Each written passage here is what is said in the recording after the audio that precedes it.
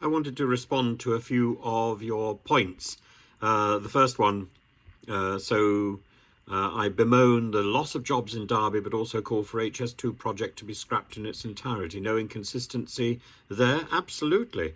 It's sometimes difficult to avoid inconsistency, but yes, I think if HS2 is not doing anything, if it's not going to the place where it's supposed to be going, if it's not achieving the speeds which it's supposed to be achieving, if you're going to lose any advantage by messing around going from train to train, it might just as well be scrapped. It's not achieving anything. And as for the loss of jobs in Derby, if the government has given its undertaking to buy something, then it should follow through. Another company should not be picking up the penalties for the government's indecision and stupidity. That's the issue. As for Rishi Sunak laughing, and some of you put up some very interesting points about that. Have a look at this piece of footage from Gillian Keegan answering on Sky.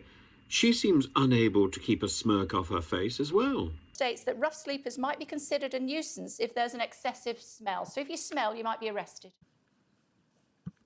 Well, I mean, I think the most important thing, as I say, is to make sure we help people off the streets.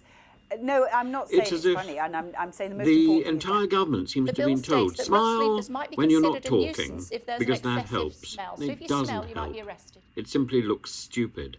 Well, I mean, so I think either Gillian Keegan is unable to resist the desire to look stupid, or indeed that is her natural state of being, looking stupid or contemptuous of anybody else. I think once you start attacking, as a government, once you start attacking the miserable and the homeless, maybe you should give up. Maybe that's the point when you give up. Because these people are defenseless, these people are hopeless. And yes, there are laws to protect people from aggressive begging. Those laws already exist. Now we've got another law to push people off the streets because the government put them there in the first place.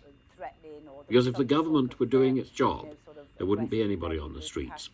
I think the person, the Suella Braverman, who came up with this ridiculous idea needs to talk to is Prince William, and maybe the present Home Secretary needs to have a meeting with Prince William. And let's thrash it out.